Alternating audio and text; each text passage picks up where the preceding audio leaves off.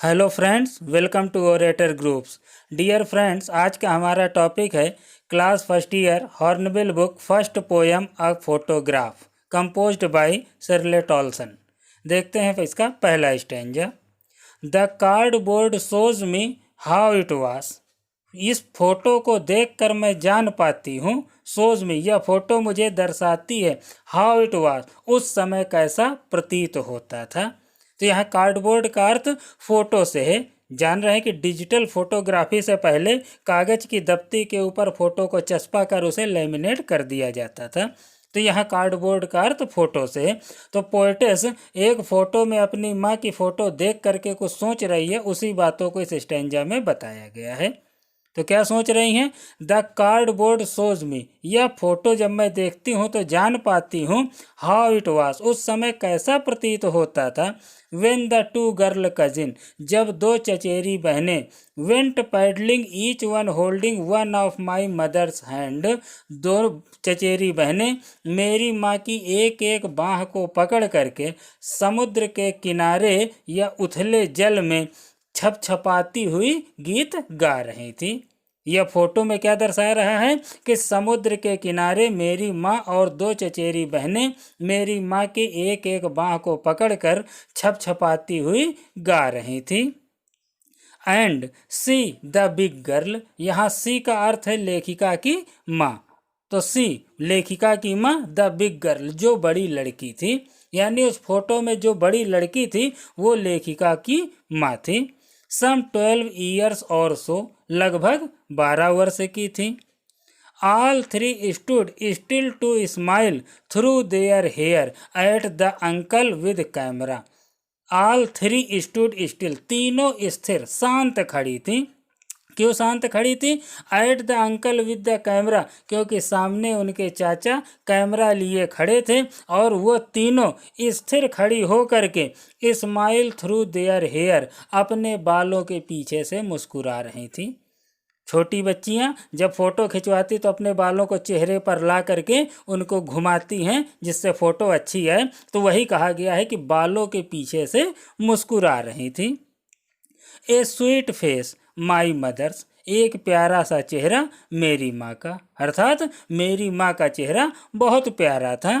That was before I was born, और यह कब था? जब मेरा जन्म भी नहीं हुआ था। यानी जिस समय की यह फोटोग्राफ है उस समय उसकी माँ की उम्र उसमें 12 वर्ष बता रही है, यानी तब लेखिका का जन्म नहीं हुआ था। उस समय उसकी माँ का चेहरा जो बहुत ही प्यारा था।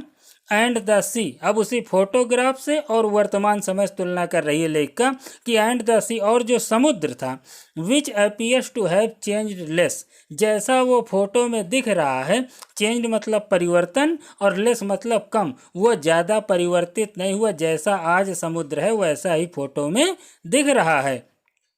Vast their terribly transient feet, transient का अर्थ होता है यहाँ पर टेम्परेरी। तो जब समुद्र के किनारे या किसी भी गीली नमीदार मिट्टी में पैर रखे जाते हैं तो उसमें पदचिन्ह बन जाते हैं, और वो पदचिन्ह क्या होते हैं? टेम्परेरी होते हैं, कुछ समय बाद मिट जाते हैं। तो वही लेखिका कह रही है कि और वह समुद्र जो कि फोटो में जैसा दिख रहा है लगभग वैसा आज भी है, वो मेरी माँ के नश्वर पद चिन्हों को धुल रहा है। अच्छे समझ में आ गया होगा पहला स्टेंजा। तो पहले स्टेंजे में समझ में आया कि लेखिका की माँ के बचपन का वर्णन किया गया है। देखते हैं दूसरा स्टेंजा। सम 20-30 ईयर्स लेटर, लगभग 20-30 वर्ष बाद। तो जैसे पहले स्टेंजा में लेखिका के माँ के बचपन का वर्णन किया गया है, अगर 20-30 वर्ष बाद की उस समय की बात है तो वो माँ के लगभग जवानी का समय होगा।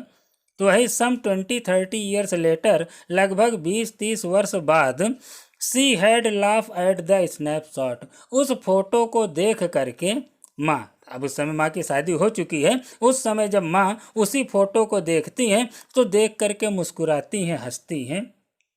सी बेटी एंड डॉली, सी हैड से, मुस्कुरा फोटो को देखकर मुस्कुराती हैं और कहती हैं बेटी को देखो, डॉली को देखो। ये बेटी और डॉली कौन है? वही दो चचेरी बहन जो कि उस फोटो में माँ के एक एक बाँह को पकड़ी हुई थी, लेखिका की माँ की।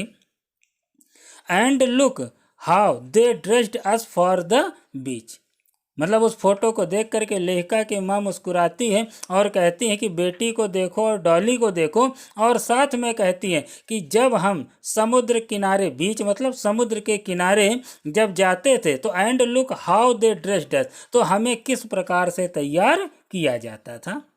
तो माँ कहती है देखो हम उन दिनों समुद्र के तट पर, द सी हॉलीडे, समुद्र के तट पर जब छुट्टियां मनाने के लिए जाते थे तो कैसे कपड़े पहना करते थे।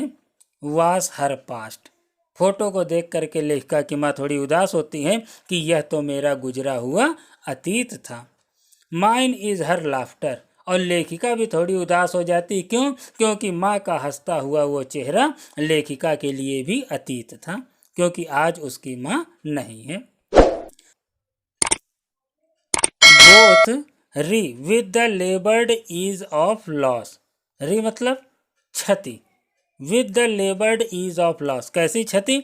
लेखिका के लिए उसकी माँ का वो हंसता हुआ चेहरा अतीत है, यह दुख है, और लेखिका की माँ के लिए ये जो खुशियों का माहौल इस फोटो में देख रही हैं ये बीता हुआ कल है, ये जो क्षति हुई है इसलिए दोनों दुखी हैं। तो लेखिका कह रही है कि इस क्षति पर हम दोनों मुश्किल से सामान्य दिखने का प्रयास करते हैं। विद द लेबर्ड, संघर्षरत हैं, ईज ऑफ लॉस, कि यह जो हमको क्षति हुई है इसको भुलाने के लिए हम दोनों ही संघर्षरत हैं। देखते हैं अगला stanza.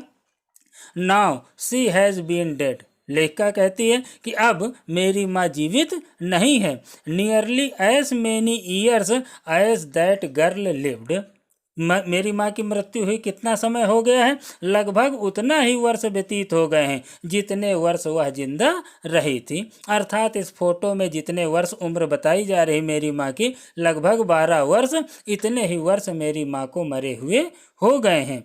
End of this circumstance, परिस्थिति, कैसी परिस्थिति? अब आज मेरी माँ नहीं है तो मेरे लिए दुखद परिस्थिति है, तो इस दुखद परिस्थिति के लिए देयर इज नथिंग टू से एट ऑल, अब मेरे पास कहने के लिए कुछ नहीं बचा। क्या कह रही लेखिका? तथा इस परिस्थिति या घटना के विषय में मैं कुछ नहीं कह सकती। इट्स साइलेंस साइलेंसेस, देखिए साइलेंस का मतलब होता है मौन और साइलेंसेस का मतलब होता है चुप करा दिया जाए। तो लेखिका आगे कह रही है कि इसकी चुप्पी ही मुझे चुप कर देती है, अर्थात इस क्षति को मैं भुला नहीं सकती हूँ, बहुत ही संघर्षरत हूँ अपनी इस क्षति को भुलाने के लिए। प्यारे बच्चों, वीडियो पसंद आए तो लाइक अवश्य करें और हमारे चैनल को अगर अभी तक सब्सक्राइब न किया हो तो सब्सक्राइब अवश्य करें।